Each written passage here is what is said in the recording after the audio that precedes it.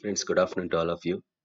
Just for a change, today we thought we would have a class using YouTube platform rather than our routine platform. So sometimes we will try this kind of platforms also for some change. And not only that, sometimes you can also find some amount of variety, and then also you can know exactly which one is more effective, which one needs to be more improved upon.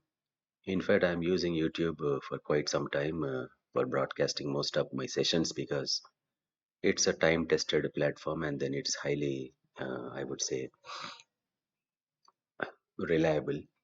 And then yeah, quite a good number of videos I've already uploaded for your seniors right from March onwards. So therefore, for some time I thought I would also try this method for your batch, so you could also see how this method really helps us, or this platform really helps us. So just for a change, but again, as for the next sessions we would again come back. But only the limitation which I found with this YouTube is you cannot have your uh, camera as well as your audio enabled. So what you can do, in case if you have any doubts, any questions that you want, uh, put them in the chat box. You can type your name, you can even greet. So I would know at least who are you. And not only that, your attendance will be counted by your chat. If you prompt there, probably I would consider it as your attendance. So if you're not writing out, or probably your greeting is not there, probably I may not consider your attendance. So you better give your attendance through the chat box. So in the meantime, let me switch off my camera and then we will move forward. So in the previous class, we had already started with the evolution of management thought, and what else we had seen. Um,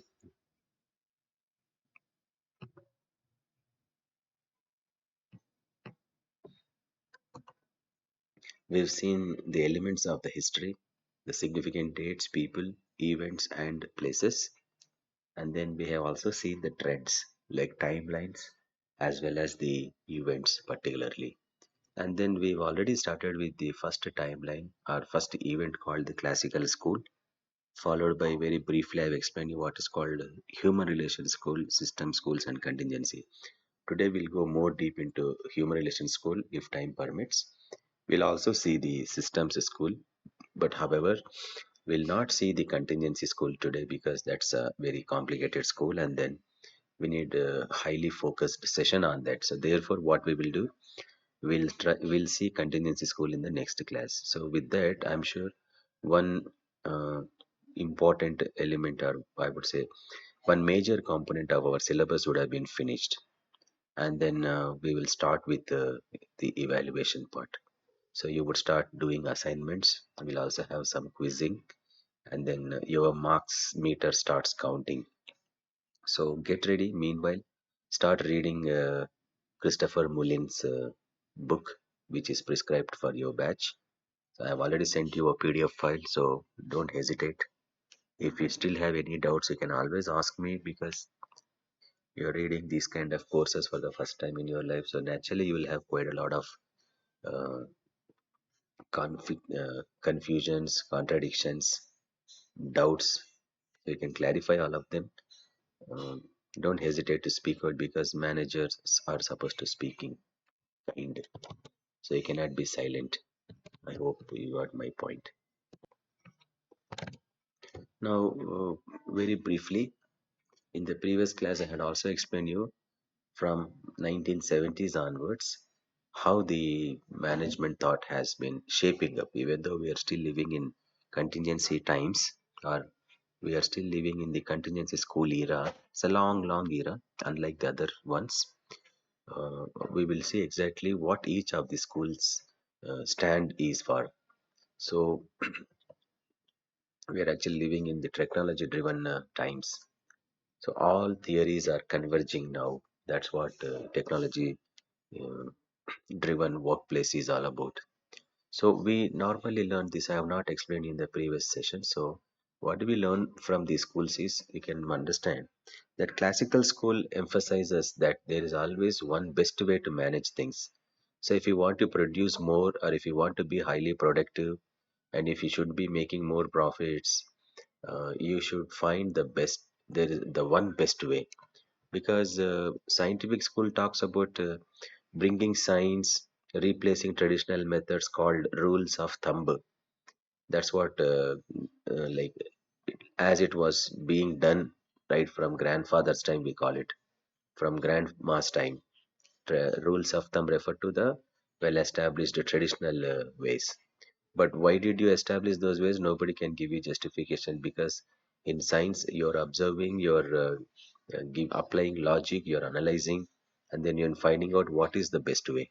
So classical school suggests there is always one best way to manage. Similarly, so human relation school also suggests that you may have a lot of science, all that, but however, it's the people who perform, it's the people who produce. So therefore, if people's needs and relationships are their wants are not satisfied, I don't think scientific school will help us. That's what human relation school people talk about. Therefore, even human relation school people would suggest that there is always one best way to manage things and people also. Similarly, systems school, which talks about organization as a system. So every system has certain elements which are working in tandem with each other.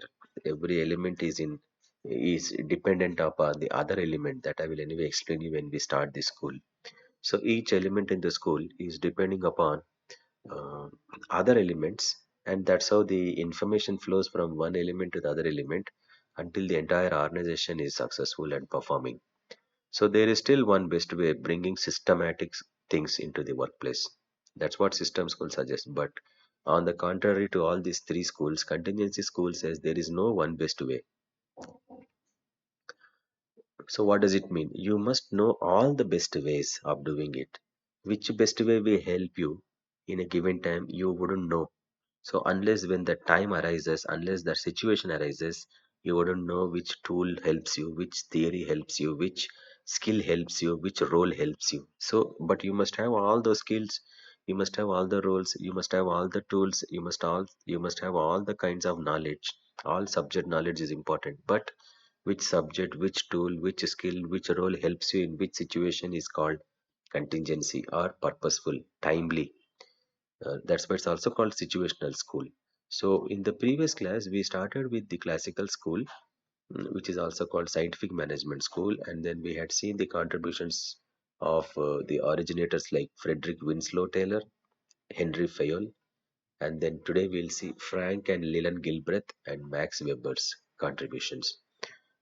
Yeah, very interesting because Frederick Winslow Taylor and Henry Fayol, one an American, another Frenchman, an industrialist, have contributed to the development of management thought.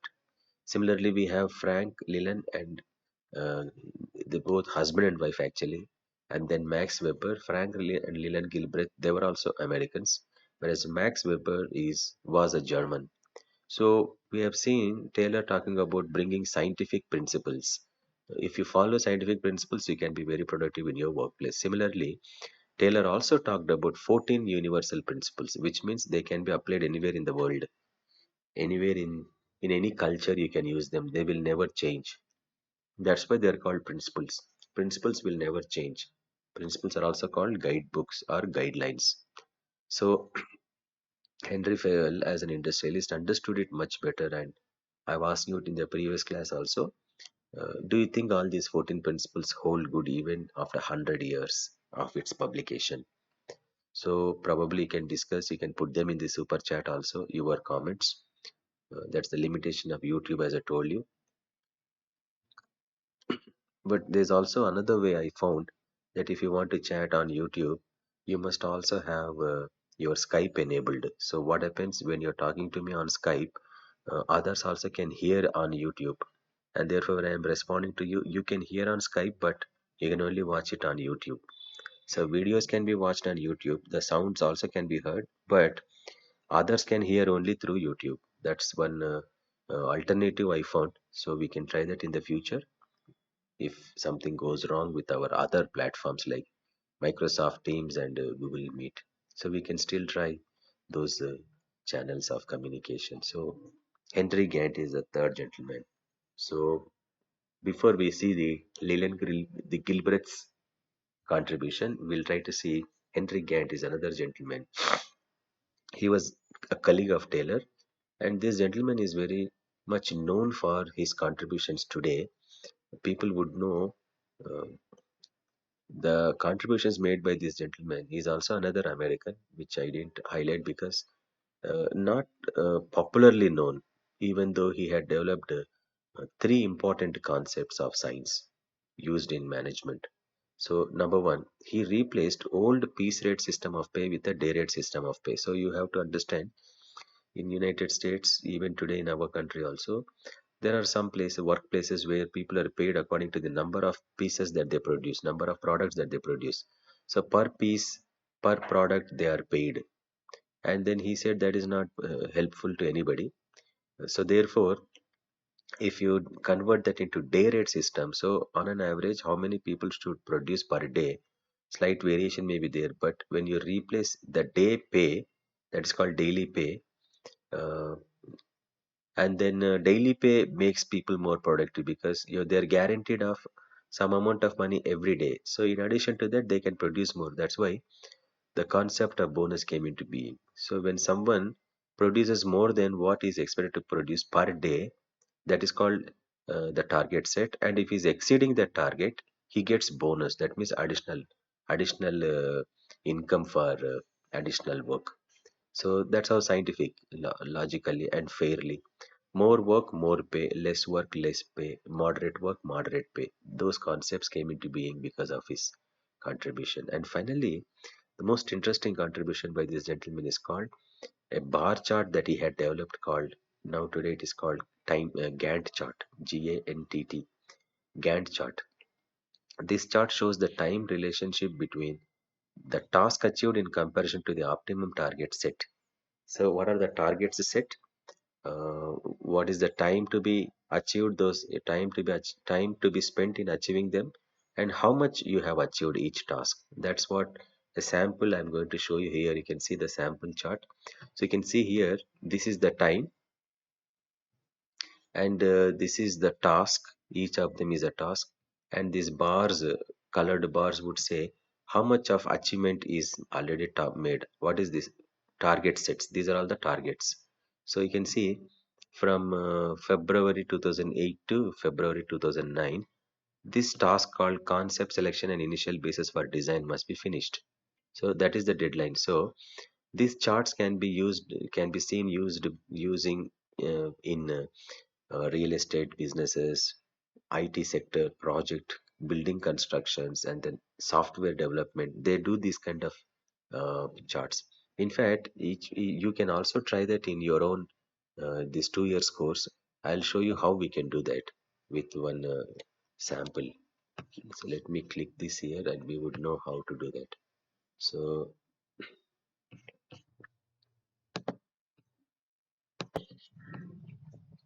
so you can see in this Excel sheet, I have prepared this chart for you. So in this chart, what you can see is the task or the activity, and the timeline here, and the achievement. Week by every week in a month, how much of work targets you have set. So you can see here the activity, and the target is the time, how much of time. For example, entire February, and then similarly 4 months in every month, 4 weeks in every month. You can see here on that, and then you can see each of these tasks for, let us say, one February to next May, sorry, February to May. So 1, 2, 3, 4 months of activity. So in 4 months a student is supposed to finish his project report, a research project. So here it starts with, you choose a topic in the first week of February, and then you begin preliminary reading, and then finish it in that first week itself. Then finalize research question and objectives in the second week. So this is the second week of February. Then compile the bibliography. That means all the books that you have read in different libraries can be finished off in the same week of February. Then prepare your research proposal in the second week itself, so that in the third week you can start your literature survey, drafting and writing your chapter on literature survey. What are all the research studies that you have studied? Then similarly, you can see all those until it reaches the last stage, where in the month of May, that's the last week of May, that's called, that is the last week of May, you are submitting the report to the college. So what you can do, you can also think of applying this tool for your 2 years course. So what you do, try every trimester for 2020, similarly for 2021, uh, and then you put here semester 1, semester 2, semester 3, and so on, and you see how much of time it takes for you to finish each of them, so that you would exactly know on which month, in which month, which year you're going to complete your PGDM course. So you can try like that and take a printout, paste it on your bedroom wall. Every morning when you wake up and see this picture, you would know where are you. So don't you think it helps you in your progress? So that's an example of how we use a Gantt chart. So let me get back to our PowerPoint slide. So I hope that's quite convincing to us. So now let us see. We'll move in. We will see the contributions of the Gilbreths. Now they were actually bricklaying. How many of us know what is bricklaying? In our country, they are called masons. Those who construct houses, they lay the bricks for construction of a wall. So they were building like masons. They were, so both husband and wife, they were in that profession. I would say it's an occupation actually, not a profession. So these are the people who proposed something called motion studies in 1917, and that was a time uh, Wilson was the president of United States. And then this gentleman Frank would meet president to suggest how government can improve upon using motion studies. So what actually his contribution? Their contribution is they defined this motion study as dividing work into most fundamental elements, which means every work can be split into multiple tasks, smaller tasks, and studying those tasks or elements separately and in relation to one another. So split all the tasks into minute components and see the importance of each of those tasks in relation to the other tasks. And what we can do is, you can, based on this, from these studies, what we can do is we can eliminate certain elements or tasks which are not wanted, and therefore we can save our time and also money and also energy. So therefore, what happens? You can eliminate the waste. That means the time wasted on unwanted elements. So remove those elements, and then in short time you can produce more. That's the message actually. So the Gilbreths, and they have also invented what is called therbligs. So what are therbligs? It's a reverse form of Gilbreth. So therbligs are something similar to symbols. Like in engineering, we see quite a lot of symbols that they use. Mechanical engineering or civil engineering, they use quite a lot of symbols, and those symbols, each symbol gives a meaning. And you must have also seen on your mobile phones, while you are switching on those keys, you would know what is called a music play button, you would know what is called a stop button, and then what is called fast forward, what is called backwards. Those are all record button. So each of the function is denoted by one symbol, and Gilbreths were the ones who used such kind of symbols for the first time, and they called those symbols therbligs. So instead of giving a big paragraph of explanation, you can put some symbols and explain the whole workflow. So that's the beauty of these people's contribution. I think we move on to the last gentleman called Max Weber, a German who proposed theory of bureaucracy. You know what is called bureaucracy today? The government offices are examples of bureaucracy, but any office can be following bureaucracy. Bureaucracy can be found in any private companies also. Bureaucracy is an ideology of governance. It's an ideology. It's a way of doing things. So it's also a thought. An organization should be. adapting to function. So Max Weber proposed five important principles called every organization must have a formal authority of manager. So they are responsible for whatever is happening in the organization. Then he also suggested jobs must be based on qualifications, not simple recommendations. And then authority and responsibility must be very clearly defined. So if a boss is having authority, he must also be held accountable. That's called responsibility. Then hierarchical positions, there should be a superior and then the subordinate, and then there is a mediate, someone who is there in the mediating role. So that's what we call hierarchical positions. Therefore, the workloads of the higher levels can be reduced by the next lower levels. And then there must always be rules if you want everything to be scientific, so that you are fair. And there should always be something called SOPs, standard operating procedures, so that people cannot deviate. So I cannot deviate in doing my things if there are guidelines like follow this is the way to do. That's called SOPs. So these rules and SOPs control the organizational growth. So that's the beauty of bureaucracy. It's a good concept. In fact, the examples of bureaucracy called the ancient Egyptian pyramid, then the hanging gardens of Babylon. These were some of the examples of bureaucracy. So bureaucracy, a beautiful concept. Unfortunately, it has been spoiled in recent times. Bureaucracy means red tape. When there is a red tape around a file, people think it is very urgent, so customer wants it quickly, and the manager wants to encash on it. So that's how the corruption started. But otherwise, bureaucracy is a beautiful concept which has been spoiled in our times. So that's it, the Max Weber's contribution. I think it's time now. We must slowly move into the. I will also skip this because I wanted you to find out what are the achievements and drawbacks of the schools. I will skip this. I will not. It's your duty. You have to explore that. But now we will see what is called human relations school.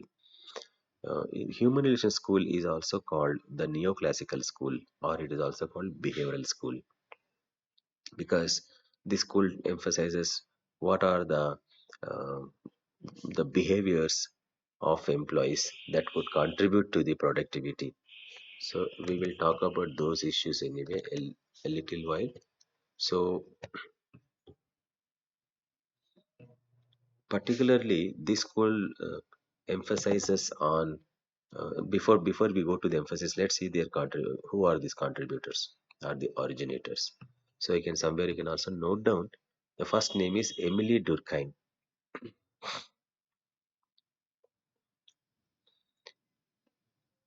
and then Mary Parker Follett, then Chester Chester Bernard, then Elton Mayo, Douglas McGregor, Abraham Maslow, Frederick Herzberg. So I will not be talking about all of their contributions because we'll anyway see them in the next trimester more elaborately, because you're still in the initial stages of your course. So what we will do, we'll see the contributions of uh, Elton Mayo more. So Emily Durkheim is also, I think, from Germany. If I'm wrong, we can cross check it. And then Mary Parker, Follett, Chester Bernard, they were the Britishers, I guess. And then Douglas McGregor is again, I think he's an American. Maslow, Hertzberg, they were all Americans. But Elton Mayo is an Australian, was an Australian, later immigrated to United States. So he was an Australian-born American. So you find people from different parts of the world contributing to management theory. That's what we have to understand when you're reading the history. The theory didn't originate in one place. It kept originating simultaneously in different countries. In fact, classical school some portion of classical school is also contributed by Indians. How many of you know that? Probably you will not find any textbook talking about that, but I can prove it in one of those historical notes that somewhere in I would say 40s, I think 30s, 40s, there was a gentleman by name A.K. Rice, RICE. That's the name of this American, A.K. Rice. This gentleman came to India because Ahmedabad Textiles Research Association, I think Ahmedabad Textiles Institute of Research, something like that. Athira, it's called ATIRA. This is not found in any books, I'm sure. You will not find it, but you can try it on Google. Athira, ATIRA. Uh,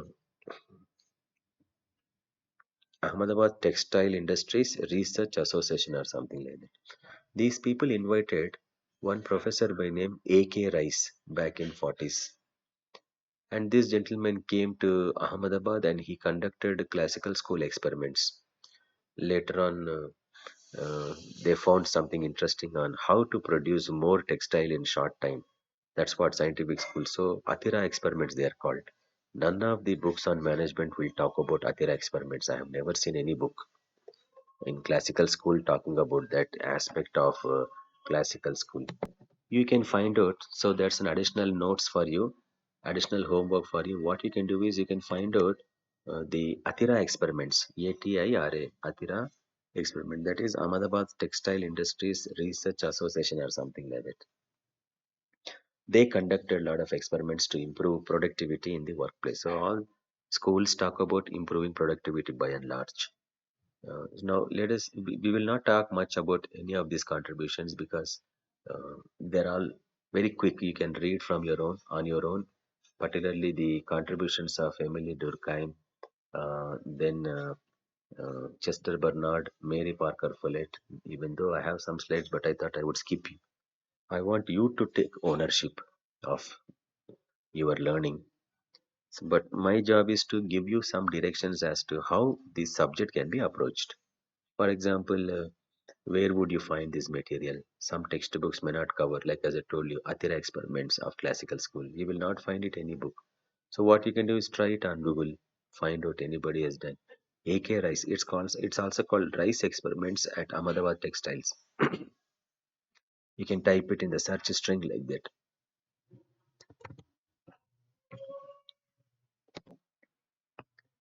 Atira experiments were very popular actually because Ahmedabad is known for producing more textile than any other country, any other state in our country. So therefore, what is the emphasis of this human relations school, which is also called neoclassical school or behavioral school of management thought? They emphasize on environment because environment makes people productive. And not only that, a good environment brings people together. A bad environment will spoil it. So therefore, they classified environment to micro environment and macro environment. So, what is microenvironment? It talks about employees' needs, employee motivation, and leadership among them. So, if you can understand their needs, I'm sure they can be productive. If you can motivate them, they can still be productive. If you provide them good leadership, if you are a good leader, they will also be productive.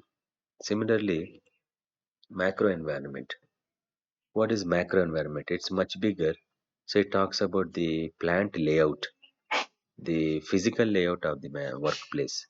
So if the physical layout is convenient, it would make people productive. For example, particularly the microenvironment talks about socio-technical system. What is socio-technical system? If you can understand it, I think you understood what is microenvironment. Socio-technical system refers to the alignment of people and technology. For example, how a machine is designed so that people can very easily operate it. Let's say you have a music system which doesn't have uh, buttons which are easy to understand.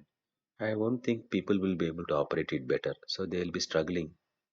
I have a music system which has so many buttons, literally 100 of them. Quite a lot of buttons it has. It's a Sony music system, and I know which one I'm pressing, which one I'm not pressing. It's complicated. It has plenty of buttons on in the front panel as well as in the back of it. Is it socially technical? That's what? Is it socio-technical in nature? It is technical in nature, but not social in nature.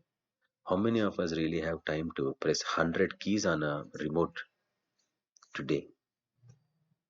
But I have a remote which has 100 keys at least.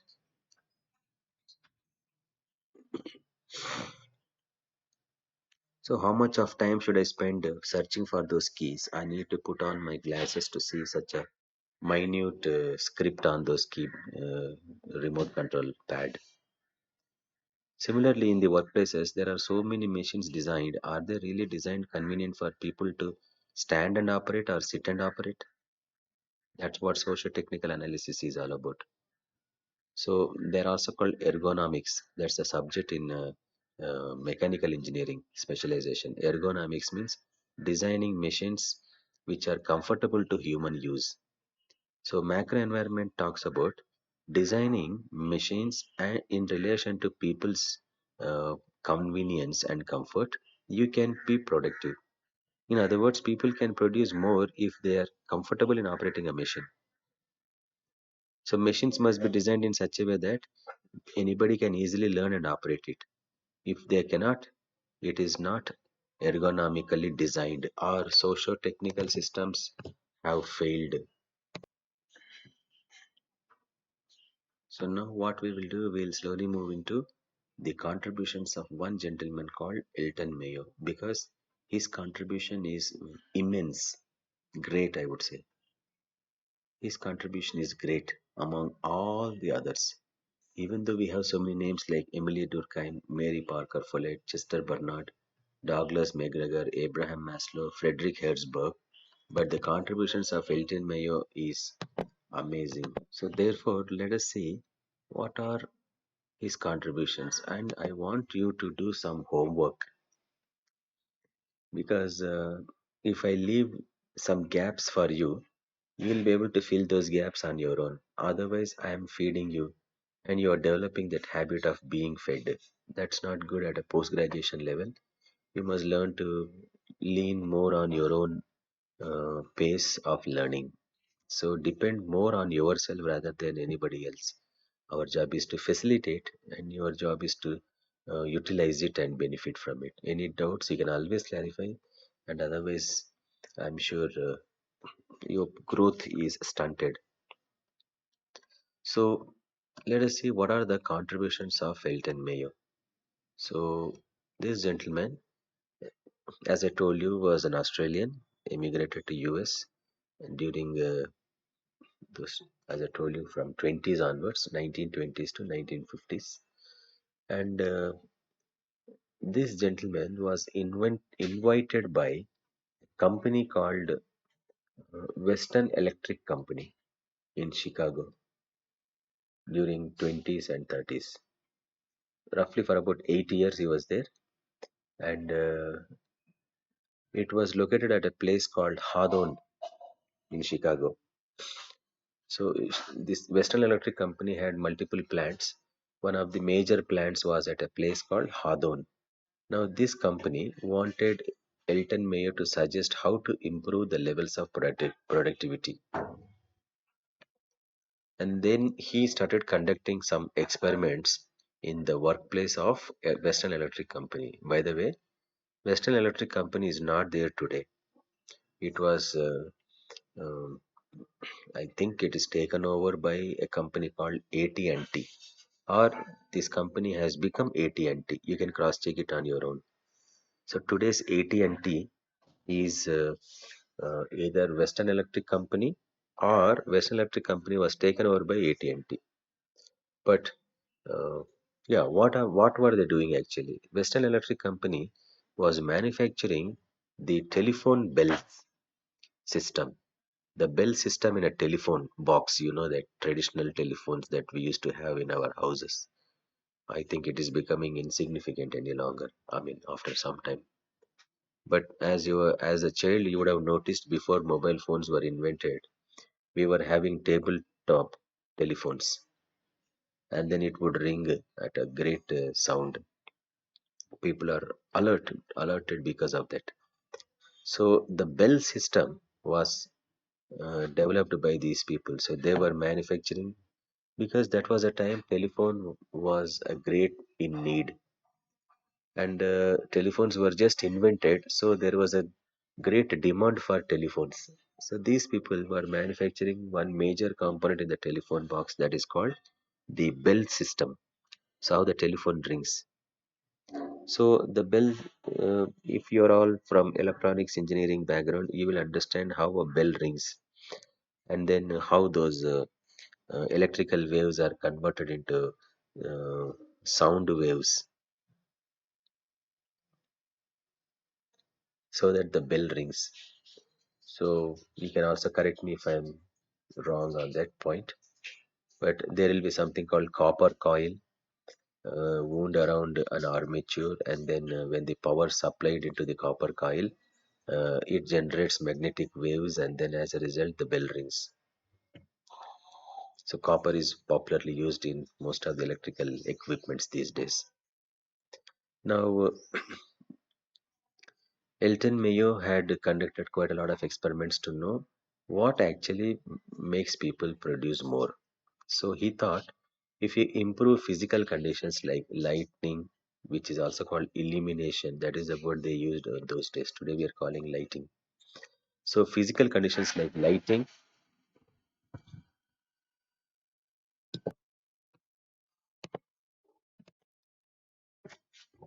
So therefore, he was actually uh, attempting at using science. So therefore, Elton Mayo started with classical school of management thought. But later on, he found something different from his experiments. You can see if you improve physical conditions, that is bringing more lighting, improving the working conditions like, the sitting arrangements, ventilation, comforts in the workplace. That's called working conditions. Rest pauses, uh, then length of work period, fixing it exactly, let us say at 8 hours. And then he measured the effect of all these things like physical conditions, the effect of physical conditions on the output of workers, that is productivity. And when he altered these conditions, for example, he decreased the lighting. When he increased the lighting, what has happened? So when he altered, production continued to increase. That is very peculiarity of these experiments. So when he improved the lighting, illumination they call it, when illumination was increased, people continued to produce more. When illumination was decreased, they still continue to produce more. When the good working conditions were provided, they were producing more. When the good conditions were brought to normal, they were still producing more. When the rest pauses were introduced, they were producing more. When the rest pauses were removed, they were producing more. So that was like a puzzle to Elton Mayo. What made these people to produce more in spite of altering the physical conditions? So then he found that it's not the science which made them produce more. There is something else which made them produce more. And therefore, he interpreted that when people were encouraged to have close relationships, because we always want relationships in our workplaces. So even in formal setup, we still want informal relationships.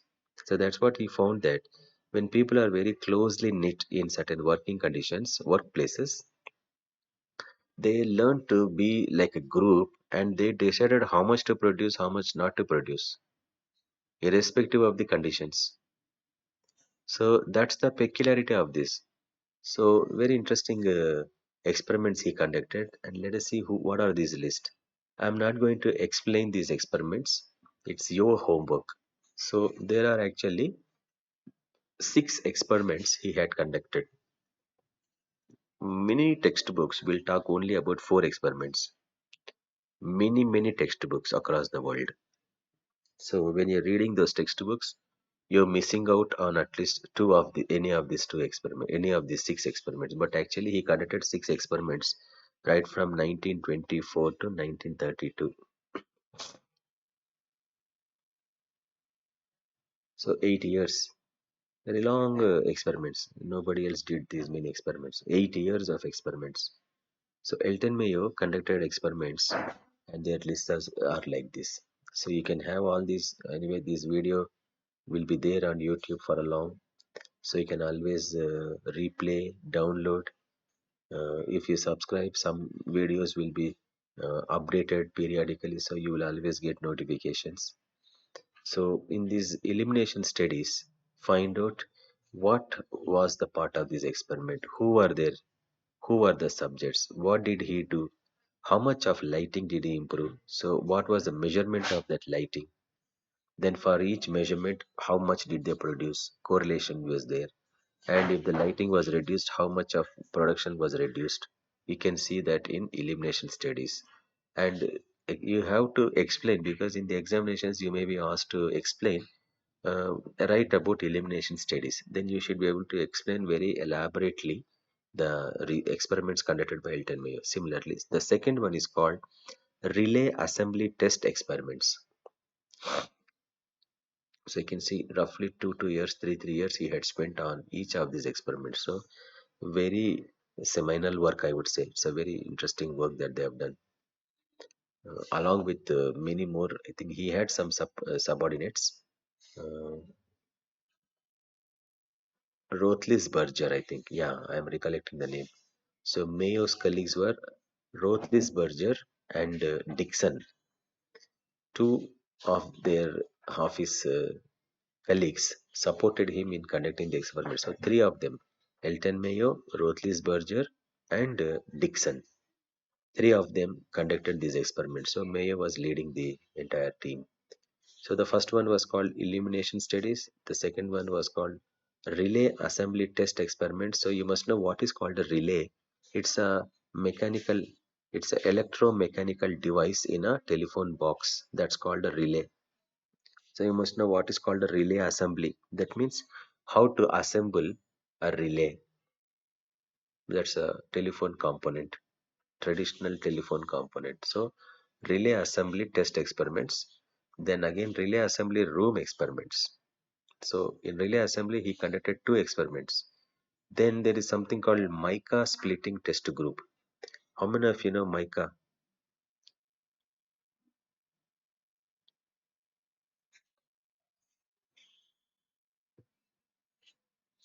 How many of you have seen mica?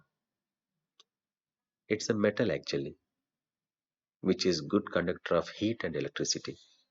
Very quickly it gets heated, and we find this mica being used in soldering machines. It is used in iron boxes for ironing your clothes. Mica is used in many heating elements. So it's a shining metal, thin layered shining metal. Uh, when this metal on both ends are connected to electric cable, it glows very bright like your incandescent bulb, and then it generates quite a lot of heat. So, and that's how electric iron boxes invariably use mica. So mica splitting. So that's also another uh, component that is used in telephone system. So what is this mica splitting test group? So you can also find out some information about that experiment. And then the fifth one is called plant interview. So he had conducted interviews with all the employees in this experiment. It's a very elaborate interview. One by one, he conducted interview for all the employees.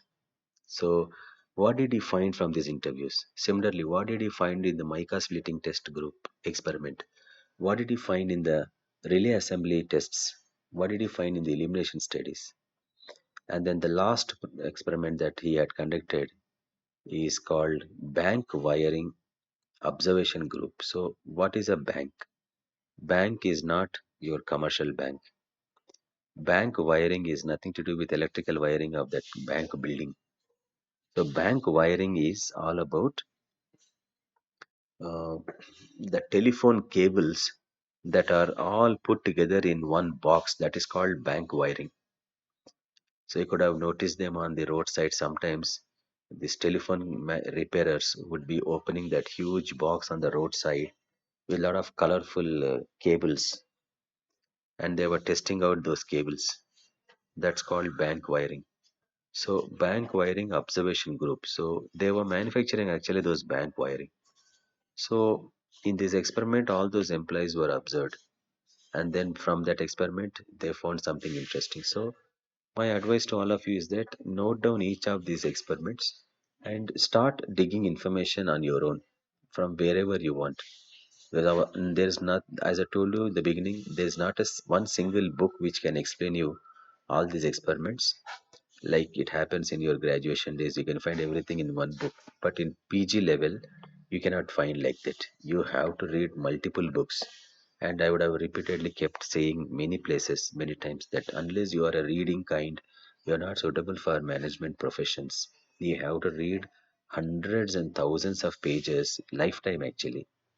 Sometimes in your workplace, you have to read 30, 40 pages in short time and get to the meetings.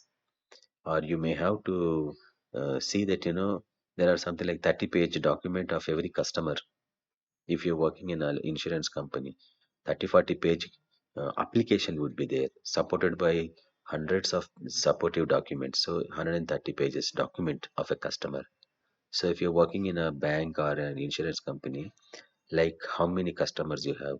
On an average, you have 100 customers. So 100 customers, 100 pages. How many? When will you read? Unless you develop that habit from now on, reading habits are fading away otherwise. So, from wherever you want, from wherever you like, dig information about each of them. And then in the next class, I will ask randomly, I will pick up the names because I'll be able to see the names on the screen. So I'll pick up names randomly and I would ask you to explain. So I'll ask so and so, please explain what do you mean by these studies, any of these studies. So I want each one of you to make some notes on these experiments and explain them in the next class. So that's all for now. I think there are few more. I think I will, yeah, Mary Parker, and with that, I think we can finish it off. So Mary Parker Follett and Chester Bernard, they were also from the early 19th century. So not much of great contribution, but some important contribution. They stress the importance of group working among people. So if people work as a group, productivity is more rather than working as individuals. So therefore, they developed concepts like employee participation, employee cooperation, employee communication, coordination among employees, sharing of authority were all supported by these people's contributions. That's how these are Britishers basically. So even Britishers have contributed to the uh, human relations school. And then we have the last one. Of course, in the next semester, trimester, we are going to see more into these people's contributions more systematically. Douglas McGregor, before the contingency schools comes in the picture, he proposed two assumptions about people. So therefore, he developed two theories called Theory X and Theory Y.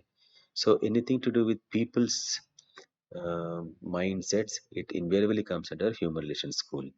So he said there are two kinds of people according to this theory. The first one is called Theory X. Theory X people are characterized by the following: they do not like work and they try to avoid it, and therefore managers control and force. Coerce means force and threaten people to work. So it's a very negative approach. And this assumption suggests that people generally they don't like work. They want to avoid it. They shirk off the work, and therefore theory X managers force such people. They threaten, they coerce them, they control these people, and theory X employees prefer to be directed. They always want someone to be on their neck. They like it. They want to avoid responsibility. They don't want to take it. So they are scared of their jobs. That's why they want to be protected. They want to be secured. So they don't take any initiatives. They don't want to try anything, so they always want boss to tell them what to do. That is called safe. And these guys have very less ambition in life. I hope you are not theory X people, and I'm sure you will also not be theory X managers. Of course, sometimes you will be forcing people, you become theory X managers. But what is theory Y? Opposite to theory X, uh, people do not essentially dislike work. If they are motivated, they would enjoy working. So it's for the manager again. So they'll be able to commit to the goals if they receive rewards. So they seek and accept responsibility because everybody wants to prove his or her worth.